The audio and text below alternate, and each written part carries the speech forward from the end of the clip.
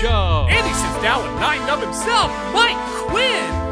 We look at all the Twi'leks, Twi'leks, and Twi'leks in Star Wars. And much, much more.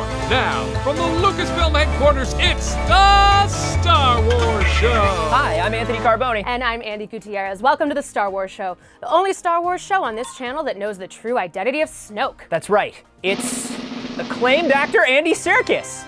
And now the news.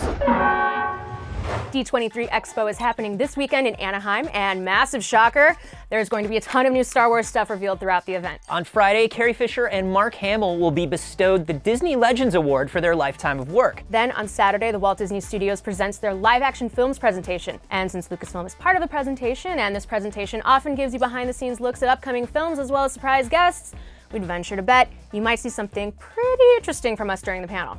Battlefront 2 will also be coming to D23 on Saturday during the Level Up video game showcase. Iden Versio, aka my new BFF Janina Gavankar, will take the stage to give fans a look behind the scenes of the making of the game's single-player campaign, as well as debut a poster featuring her helmet decked out with the new Inferno Squad logo. Oh, and you know how both Disneyland and Disney World are building Star Wars-themed lands right now? Well, at D23, there's going to be an entire pavilion dedicated to those upcoming sections to the parks. Walt Disney Parks and Resorts, a galaxy of stories, will feature a detailed model that showcases the new land, as well as offer attendees first looks at the starships, droids, and creatures that will populate the remote village on the Outer Rim. Oh, and I'll be there too, taking part in the Oh My Disney live stream, where I'll be interviewing Ashley Eckstein and Lucasfilm's Jennifer Heddle on Friday and Sunday. For more information about all the Star Wars coming to D23, check out StarWars.com. Finally this week, IDW, creators of the upcoming Star Wars Adventures comics, have put a special preview of the upcoming series exclusively on StarWars.com. The digital ashcan comic gives you the first look at the art style by Derek Charm, as well as reveals that TMNT's Landry Q. Walker will be writing on the series, along with Doctor Who's Kevin Scott. And for more breaking Star Wars news from around the galaxy, check out StarWars.com. Much to learn.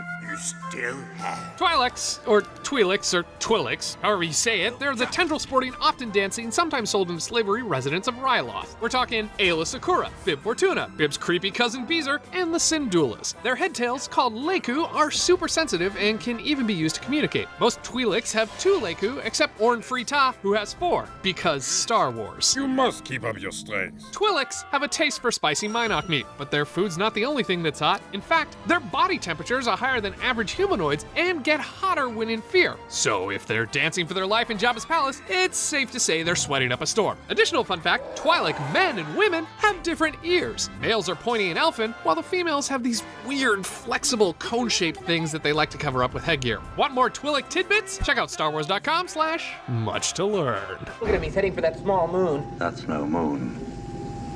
This week's going to be really fun. We have someone on the couch here whose work you're very familiar with, but you might not know his face. Please welcome Mike Quinn. Well, thank you very much. Thank you. Good to be now, here. I didn't say your most popular character's name because it's a bit of a debate. Yes. And I want to settle it here officially. Okay. So we, Officially. like exclusively on the Star Wars show, settle the debate. How do you pronounce? Nien Nunb. How do you pronounce the name Nien Nunb? Because I've always said Nien Nunb. Yeah, most people do, or Nien Nunb or whatever. His name was never mentioned on any film or Right. anything, so you kind of go with how it looks. So there isn't really a right or wrong way, but when he started out as a background chorus line creature, he was just number 9 on the list of creatures. And then when he got upgraded into the Falcon, they just sort of call, oh, we've got to give him a name, let's call him Nien Nunb. So to me, he's always been Nien Nunb. I like it. So and since it's easy to remember. you are Nien Nunb, it's now Nien Nunb. Officially on the Star Wars show, Nien Nunb. Yes, we settled it once and for all. Your puppeteering career is long and full of really exciting stuff. I mean, you worked on The Dark Crystal. Yes. You worked with the Muppets. How did you decide that that was going to be your path? I know you started having interest in it when you were quite young. Yeah, I always loved puppets as a kid anyway, and I was kind of shy, so hiding behind puppets seemed to be a natural thing for me. But then when the Muppet Show came along, I kind of became obsessed and really wanted to learn how these things were performed and designed and built, and kind of just immerse myself in that world. I learned really the basics in the first few years of my career. Initially on the Great Muppet Caper, I'd assist Jim Henson and Frank Oz with their characters and double up for principal characters. So you learn really fast in the field. I mean, that's the best way to learn so ever. cool. I tried to self-teach myself initially some of the basics before I started working with them, but back then there were no puppetry schools for that kind of technique. And I'm actually starting an online puppetry academy later this summer. So that'll be, I think, the first training academy for that kind of puppetry. That's exciting. So it's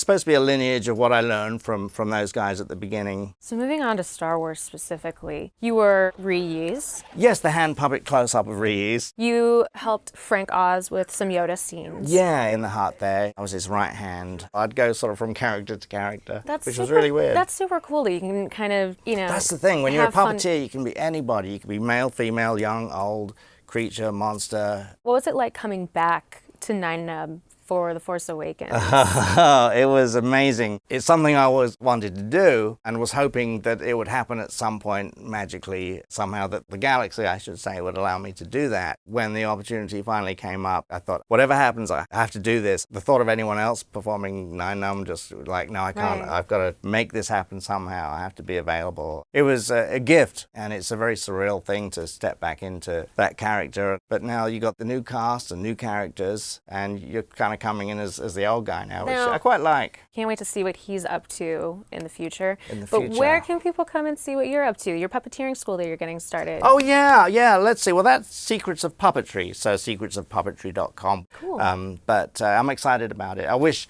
I had something like that when I was starting out. There was nothing, and I was just scouring. You couldn't even Google it. There wasn't such a thing as Google. How do I become a puppeteer? I don't know. Well, I'm sure fans So- today will definitely use that and appreciate it. Definitely, yeah, thank you. Thank you And- so much for coming by. It was really Oh good my to have you goodness, back. it's great fun, and I had no idea that this was set up in your parents' basement. That's amazing. Well, that's our show for this week.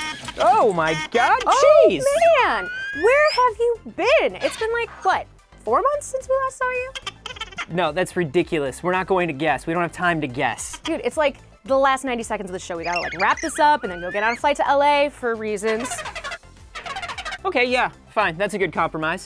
We can ask them to guess. If you have an interesting theory or guess as to where cheese has been all this time, send it to us using the hashtag #Where'sCheese, and we'll not only feature our favorite theories, but the real answer next week. And as always, follow us on Facebook, Twitter, Instagram, like and comment and subscribe on YouTube, and may the Force be with you. It's like Forces of Destiny Cheese Edition. Oh, I'm so into that. The little hidden adventures of cheese, the things that were between the cracks that you didn't even notice. It's gonna be thrilling.